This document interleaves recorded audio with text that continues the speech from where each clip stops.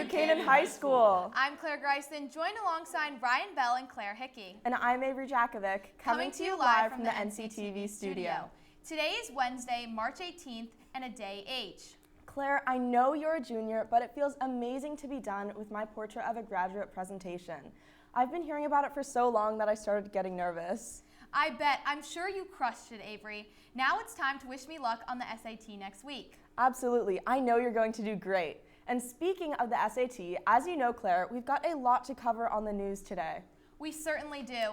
On today's show, helping you get ready for the SAT, another successful show for the theater department, and the NIASC visit in full swing. Sounds like a lot, so let's get into it. But first, you know the drill. Please rise for the Pledge of Allegiance. I pledge allegiance to the flag of the United States of America and to the republic for which it stands, one nation, under God, indivisible, with liberty and justice for all. On March 6th, the NCHS Theater had its opening of the upperclassmen play, Macbeth. This adaptation of William Shakespeare's original play was yet another visually amazing performance for the theater department. The show featured seniors Andrew Mealy as Macbeth and Frankie Lamoni as Lady Macbeth, who, as always, dominated the show together. There were also a handful of other extremely talented students in the cast, including Hank Durfee and Maddie Peterson. This thrilling show included multiple storylines of trust, prophecy, and murder, leaving the audience in awe and with that feeling of dark intensity you expect in a Shakespearean piece. A big congratulations to all of the cast and crew who were involved in this incredible production. Absolutely show it was. And not too long of a wait for the next show either. Coming up next week is the annual underclassmen musical, You're a Good Man, Charlie Brown. This cartoon classic featuring Russell Goodrow as Charlie Brown is an event you definitely won't want to miss. Performances are Friday, March 27th at 7 p.m. with two shows on Saturday the 28th at 2 and 7 p.m. For more details and purchase tickets, go to the NCHS Theater website for more details. After taking a deep dive into the portrait of a graduate during the March 4th building block, NCHS officially kicked off its NIASC decennial visit this week, running from March 16th to 18th. Yesterday, seniors, including myself, participated in the student-led Portrait of a Graduate conferences during the delayed opening. These conferences allowed students to showcase their growth and also reflect on how the Portrait of a Graduate competencies appear in their daily school life. As for the NIASC visit, we want to welcome them to our school. The committee's goal is to see how NCHS maintains a high level of academic standards and also gives us an opportunity to showcase our school's strengths. Throughout their stay, the visiting team is focusing on student wellness, curriculum development, and our ongoing progress towards school-wide goals. A huge thank you to the NIASC team and all seniors for highlighting the incredible work happening at NCHS every day. This spring, right around the corner, the NCHS community is celebrating the class of 2026 with graduation lawn signs. Pre-purchased signs will be delivered to student homes by the NCHS Service League of Boys Volunteers later this spring, just in time for graduation season. All proceeds for the sale support the NCHS Scholarship Foundation, which last year awarded over $250,000 in scholarships to 55 graduating seniors. Each sign costs $40, and families can purchase a class of 2026 lawn sign now through the NCSF website. So order your sign today. Juniors, it's your time to shine. The in-school SAT day is coming up soon, next week to be exact. This is when SATs are administered to everyone in the class of 2027. Here's how Tuesday, March 24th will look. From 8 a.m. to 10:30 a.m., testing will take place and shortened periods will take place after, where lunch will be available. So juniors, make sure to bring a fully charged device with Bluebook installed and updated. Chromebooks do not have Bluebook available as an app. However, the library has spare MacBooks for students who need one. While the test is required for all juniors, you can cancel your scores after the test is taken by contacting Assistant Principal Larry Sullivan. Scores will still be reported to the state, but colleges will not see them if you cancel. Now seniors, I hate to burst your bubble, but if you were hoping to get a nice long sleep in like I was, I've got some bad news. During this morning block, we'll partake in senior internship training modules. For everyone else, enjoy your extra sleep. NCTV's Lucas Azaparty spoke with Mr. Sullivan, who has some words of encouragement for juniors. This shouldn't be a stressful thing for students. I know they hear SAT or they hear mandated testing and they get worried about it. The best thing a junior can do for themselves, make sure they have Bluebook and just open it up. It might ask that they update their download.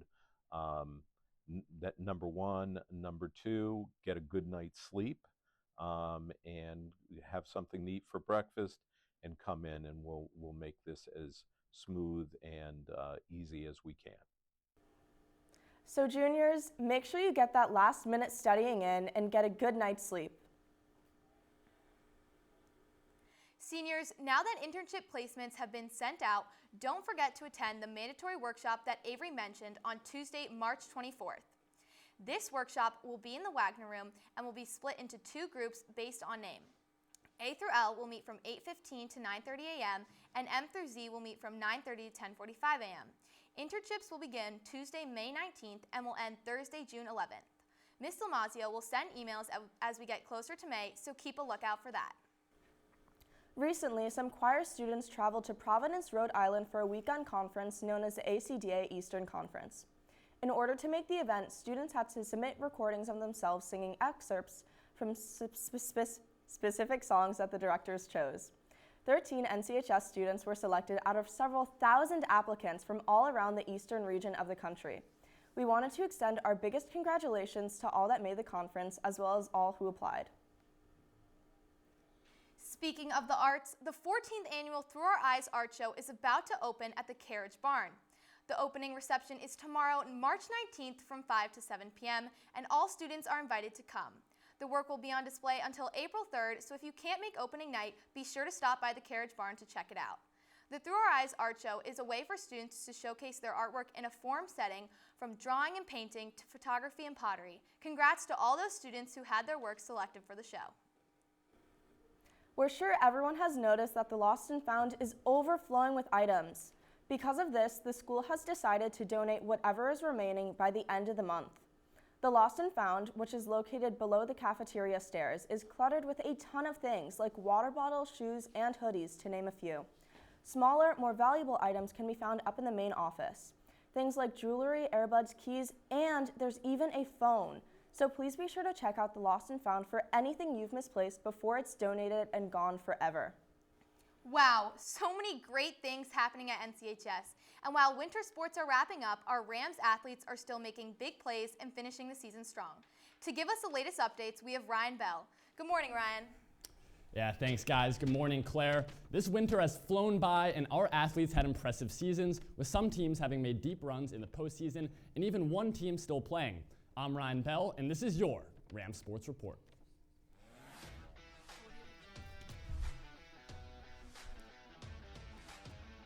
Boys hockey is in the heat of the playoff season and shows no signs of slowing down. Last week, the boys had the FCAC playoffs, where in the semifinals they ruled Ridgefield 4-1 to set up an FCAC championship rivalry matchup versus Darien. After 3 periods of slow-paced hockey, the game went into overtime, tied at 0, and that was when a hero emerged for the Rams. NCTV was on the call, so let's roll the tape. Down, it's picked up by Jones. Walker to his left. Jones, stick handling, falling down to the ice. Shot scored! Willie Erickson ends it! New Canaan wins the FCAC championship! After a 10-day break, the boys faced off against the number 8 seed Notre Dame West Haven Green Knights in the state quarterfinals, where they powered through with a 3-1 win. The boys now face Simsbury at Quinnipiac tonight at 5:30, with a trip to the finals on the line, where the Rams look to win their first state title game in 54 years. Girls varsity ice hockey had an incredible season, finishing with an impressive 19-2-2 record. The team carried that momentum straight into the FCAC playoffs, where they faced Greenwich in the semifinals of FCACs and battled a 3-2 win in OT. They then unfortunately played a tough game, resulting in a loss against Darien in the finals. Moving forward into states, the girls made it to the semifinals, where they faced Hall Conrad, where unfortunately they fell 3-2 in overtime. This is very disappointing for the girls. However, they have had truly an amazing season and should be very proud. Boys indoor track sent one athlete to New England's, that being senior captain Ryan Monahan. Monahan delivered an exceptional performance, running 2:31 and placing second in New England. The boys then made the trip up to Boston for New Balance Indoor Nationals, where the SMR team of Monahan, Quinn Kilkenny, Charlie Koch, and Tristan Bardalis broke the school record, running 3:38. Monahan himself had a weekend, running 1:55 in the 800 and 4:17 in the 1 mile. The team now shifts their focus to outdoor track. Girls indoor track delivered a strong performance at the New England Championships last Saturday at the Reggie Lewis Center in Boston, earning all New England honors with a 5th place finish in the 4x8 relay. The team of Sienna DeCanter, Lauren Casey, Gabrielle Savelli, and Georgina Harrington ran the 2nd fastest indoor 4x8 time in school history. DeCanter also broke the school's indoor 3,200 record with a 7th place finish, while Harrington placed 8th with the 3rd fastest time in program history. Breaking a school record is an impressive feat, and for that, Sienna, you are our Ram of the Week. To nominate a future Ram of the Week, email us at nctv78@gmail.com. The team also capped a standout season as East Division champions and FCAC Class L runners-up, highlighted by 3 school records set by Kate Frangione in the pole vault, 10 feet 6 inches, and Milana Hutchins in the long jump, 17 feet and 3/4 inch. Boys basketball has been on a magical run in the SEAC state playoffs. They got it started with a tough first-round state playoff win against Norwich Free Academy, winning 60-52, with Henry Chandra leading the team, scoring 31 points. In the second round, the boys took the long trip up to Meriden, Connecticut to face the 5-seeded Platte Panthers, where they overcame a controversial call and won in dramatic fashion, again with Chandra leading the way. It was Chandra's turn to take the reins again in the state quarterfinal matchup against 13-seeded Maloney at home, with NCTV broadcasting the game. Let's take a look at some of the key plays in crunch time. So we go first here. New Canaan down 2, McKiernan with it. What a backdoor cut from Will Sapione. That ties the game up at 56. Sapione was on fire all game against the Spartans. Now down 3. Chandra gives it off to Sapione, and look at Henry Chandra. He's not afraid of the moment, knocks down that 3-pointer, tying the game up at 61. That was our first play of overtime there. So at 61 apiece, Maloney have it, and a mistake from New Canaan. They leave Benjamin Jibakile wide open. That gives the Spartans a 2-point lead, 63-61. By Henry Chandra. No need to fear, Chandra's here. Right-handed layup all the way to the rim, ties it up at 63 apiece. That in OT, the student section, which was on fire, was loving it. Then last play of OT, Eli Shawarda goes up for that floater, misses it. Could have gone either way, but no call from the ref. Let's go to double overtime. At double OT, Will Sapione, money from 3-pointer, ties that one up at 66. Let's keep it going. What you can do, I can do better, says Jordan London. Knocks down that 3-pointer in the face of New Canaan. Now the Rams down 1, 69-68. Look at the senior captain, Colin McKiernan. Tough finish with the left hand, and that would set up Henry Chandra. Instead, off to Chandra. Chandra. What a finish! Henry Chandra put a little English on it. Pretty good call from the announcer on that one. We take one more look at double OT. Eli Shawarda, the winning 3, comes up short, an air ball, and that was all she wrote. New Canaan win it 74-71. Henry Chandra, the hero, with 30 points. What a game for New Canaan. Unfortunately, the boys lost last night 56-39 to the 1-seed Windsor at Willoughby High School in the SEAC State semifinals. This being a Windsor team that before last night put up 90-plus points each game in the tournament. This wraps up a long but amazing season for the boys. The team will miss the 5 key seniors who played large roles on the team, but believe they will have another competitive roster next year. Congrats on the great season, boys. I love calling it. Boys swim and dive enjoyed an impressive 5th place finish at States. Our own NCTV's Jake Lee sat down with Coach Kat Munson to talk about the team's recent success and the key contributors to the season. So we had an amazing state trials meet, almost 100% personal best times across the board, which I was really excited about. So we have our state finals meet tomorrow, and then we have our state open championship at Yale on Saturday. Some of our top swimmers, including captains Oliver Carr and Chris Muller, along with sophomore Billy Flynn and junior Michael Ettinger. Those are the meets where I'm really looking to see those particular swimmers explode. This season, the wrestling team dominated the mat with grit and determination, finishing with an impressive 16-5 record. They even had a wrestler go to nationals. Congratulations to Abriel Jimenez for making nationals, and good luck. NCTV's Luke Peretta sat down with Coach Gallo to break down the season, and here's what he had to say. Out of the 12 guys we had wrestling in the FCACs, all 12 made it to the second day, and 8 out of the 12 placed. It's a really good result. For next year, we have to focus beyond the FCAC tournament. We have to focus at the state level next year. We need to focus on placing at the state open and doing well there rather than at our local FCAC tournament. Thanks, Luke, and congratulations to the wrestling team on a strong 16-5 season. Girls basketball finished its season with a final record of 10-11. While the regular season ended in early March, the Rams stayed strong as they played St. Joe's in the first round of states last Friday. With much experience gained throughout the season, the team will look ahead to next winter and continue developing the team moving forward. Finally, congratulations to the New Canaan girls ski team for finishing second in the state during the regular season, the team's best result in more than a decade. Junior captain Lucy Payne played a key role in the team's success, consistently delivering strong performances that helped drive New Canaan's competitiveness all season. Haley Tobin also stood out as one of the team's most reliable racers, adding valuable points and depth to the lineup. Payne and Tobin both earned All-State Honorable Mention recognition, highlighting their individual contributions to a very impressive season. Again, congratulations to all our winter athletes on an amazing season, and good luck to those few still playing, as well as those trying out for spring sports. That's all from me, Avery, Clare, back to you. Thanks, Ryan. Wow, spring sports is here. Hopefully we'll get some more of that spring-like weather soon. I know. We got a taste of it last week. It was awesome. Clare Hickey is here this morning to give us the latest weather. Clare, what can we expect for the week ahead? Thanks, Claire. Yeah, guys, it was certainly a treat last week. It does look like we're crossing that line and starting to break out of winter. Good morning, NCHS. I'm Clare Hickey, coming to you live for your weather report. Today is a pretty calm day, and it'll be the coolest day of the week, with temps sticking around the mid-30s during the day before dipping into the 20s tonight. It's going to be your cold one. Tomorrow, things will warm up a bit. It'll be partly cloudy with highs in the mid-40s, but temperatures later dipping down to the low 30s.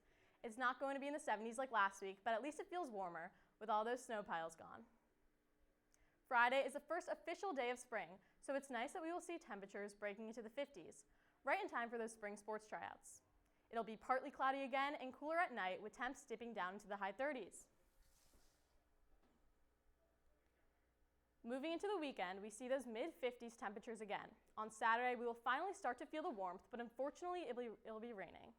Sunday looks like it's your best chance to get outside, as it will be partly cloudy and the warmest it's been all week with a high of 56. Quick look at next week, and we can expect this kind of weather back and forth. Cooling down a little, but at least we don't have more rain or snow coming. That's all for me. Claire, Avery, back to you. Thanks, Claire. Sounds like that warm weather we got last week was just a fluke, but we should all be happy spring is just about here. Can't wait. Before we go, make sure to follow us on Twitter at NCTV78 and subscribe to our YouTube channel, also at NCTV78. We'd also like to wish a very happy birthday to Sophia Brooks, Kathleen Langford, Matias Miranda, Mariana Ceballos, Evelyn Garcia, and Craig Vitale. We now leave you with a haunting clip from last week's Macbeth. We hope you enjoy it. Have a great rest of your week, NCHS.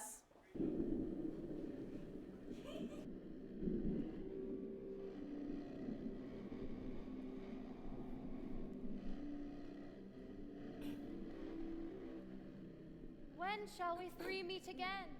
In thunder, lightning, or in rain? When the hurly-burly's done, when the battle's lost and won. That will be ere the set of sun. Where the place? Upon the heath? There to meet with Macbeth. I come, Grey Malkin, paddock calls. Anon! Fair is foul, and foul is fair. Hover through the fog and the filthy air!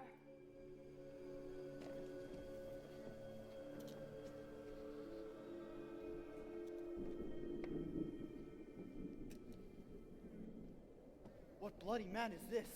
This is the sergeant, like a good and hearty soldier, fought against my captivity. Hail, brave friend. Say to the king the knowledge of the broil as thou didst leave it. Doubtful it stood, as two spent swimmers that do cling together and choke their art. The merciless MacDonald showed like a rebel's whore, but all's too weak for brave Macbeth. Well, he deserves that name, which never shook hands nor bade farewell, till he unseamed him from the nave to the chalks, and fixed his head upon our battlements. O valiant cousin, worthy gentleman! Mark, King of Scotland, mark. No sooner justice had with valor armed, compelled these skipping kerns to trust their heels. But the Norwegian lord, surveying vantage with furbished arms and new supplies of men, began a fresh assault.